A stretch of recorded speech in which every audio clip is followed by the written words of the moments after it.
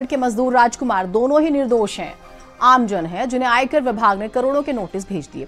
सौरभ के नाम पर किसी ने फर्जी जीएसटी नंबर से फर्म खोल ली। वहीं राजकुमार जैसे मजदूर ने जीवन में 4 लाख भी नहीं देखे तो 4 करोड़ का नोटिस कहां से आ गया। ये घटनाएं सिस्टम की खामियों की दर्दनाक मिसाल कही जा सकती हैं।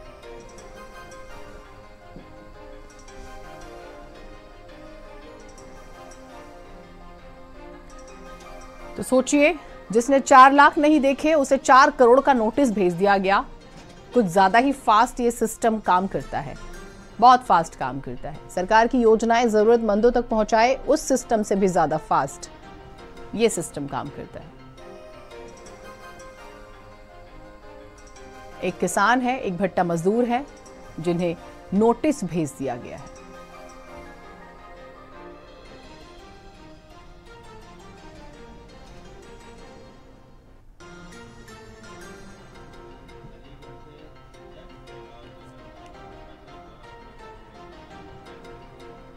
और हमारे साथ हमारे 2 सहयोगी जुड़े हुए हैं, उनसे बातचीत करते हैं। सुंदर हमारे साथ अलीगढ़ से जुड़े हुए हैं और मथुरा से सौरभ जुड़े हुए हैं। एक बार अलीगढ़ का रुख कर लेते हैं। सुंदर, बहुत ही हैरानी की बात है ये कि आप मजदूरों को करोड़ों का नोटिस भेज दे। जरा डिटेल बताइएगा, ये क्या हुआ एक्चुअली में? देखिए जीनत, मैं आपको बता दूं, पूरा घटनाक्रम अलीगढ़ के थाना चंडौस इलाके के दौरो चांदपुर गांव से जुड़ा हुआ है, जहां के रहने वाले राजकुमार को हाल ही में आईटी विभाग की तरफ से 4 करोड़ रुपए का नोटिस दिया गया।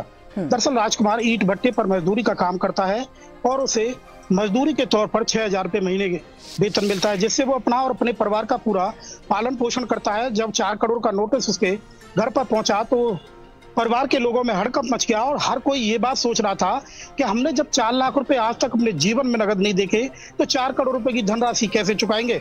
ये कोई पहला मामला नहीं है अलीगढ़ में आयकर विभाग का। इससे पहले आधा दर्जन से अधिक ऐसे मामले प्रकाश में आए, चाहे तो जूस विक्रेता हो या ताले की स्प्रिंग बनाने वाला हो या भट्टे पर काम करने वाला हो या संविदा का कर्मचारी हो। इन लोगों को आयकर विभाग की तरफ से 34 करोड़ रुपए तक के नोटिस सर्व कर दिए गए हैं। बड़ा सवाल उठता है कि आखिर आईटी विभाग के जो अधिकारी है वो आंख बंद करके बैठे हैं, बिना आंखें खोले हुए नोटिस भेज देते हैं, या जांच पड़ताल नहीं करते कि आखिर ये जो गरीब प्रवृत्ति के लोग हैं इन पर नोटिस भेजा जा रहा है। तो इससे पहले जांच की जाए कि आखिर राजकुमार जो ईंट भट्टे पर काम करता है 4 करोड़ रुपए की इसका आकलन है या भी नहीं। नोटिस भेजने के बाद परिवार के लोग हड़कंप नहीं, ये किसी के लिए भी होगा, एक आम इंसान के लिए ये बहुत ही गंदा और भद्दा मजाक है। और जो अधिकारी ये फाइलें तैयार करते हैं, नोटिस तैयार करते हैं, वो होशो हवाश में करते हैं या नहीं, ये भी सवाल है। हमारे साथ मथुरा से गौरव भी जुड़े हुए हैं। मथुरा में किस तरह का कारनामा किया, जरा बताइएगा। कैसे आप गरीब इंसानों को करोड़ों का नोटिस भेज देते हैं? थोड़ा डिटेल बताइए ताकि लोगों को समझ में आए, लोग जान पाए कि देखिए कितने अलर्ट मोड पर काम करते हैं अधिकारी हमारे। देखिए, सदर थाना क्षेत्र के दामोदरपुरा के अंतर्गत कांसी नगर कॉलोनी, वहाँ एक किसान रहता है, रोज अपना पालन भरण पोषण करता है, रोज नौकरी करता है, किसान है। और उसके बाद अगर बातचीत करी जाए तो इसको 30 करोड़ का जब नोटिस किसान के यहाँ पहुंचता है तो किसान के पैरों तले जमीन खिसक जाती है। वो उस नोटिस को लेकर आसपास के लोगों से सलाह लेता है उस नोटिस का क्या किया जाए। जो आयकर विभाग से जो लोग नोटिस देने आए थे नोटिस देकर चले जाते हैं। उसके बाद लगातार किसान का परिवार परेशान है और दहशत में है। इस तरीके से 30 करोड़ का नोटिस किसान के पास पहुंचा, वो आला अधिकारी को चक्कर काटता है, लेकिन वहां से भी उसको कोई न्याय नहीं मिल पाता है। आज भारत समाचार की टीम उस किसान के घर पहुंची, उसने बताया जिस तरीके से जब उसने आयकर विभाग में बातचीत की तो मालूम पड़ा कि पैन कार्ड का दुरुपयोग कर पहले जीएसटी बनाई, उसके बाद फॉर्म बनाई और उसके बाद ये नोटिस जो 30 करोड़ को जो दिया गया है उस तरीके से फर्जी बाड़ा करके नोटिस किसान के घर पहुंचा। लेकिन किसान को किसी चीज के बारे में ना किसान की कोई फर्म है ना कोई कंपनी है। और लेकिन उस नोटिस को देखने के बाद फिलहाल किसान का जो परिवार काफी परेशान है।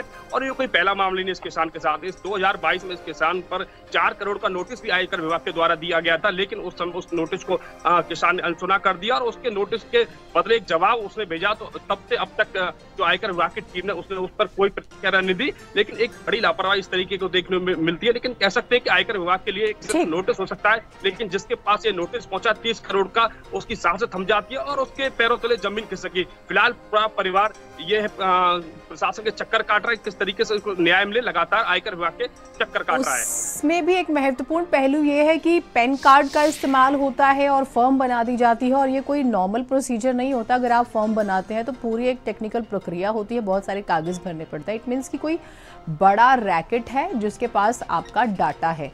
तो ये प्रशासन को बहुत ध्यान देने की जरूरत है। एक बड़ी खबर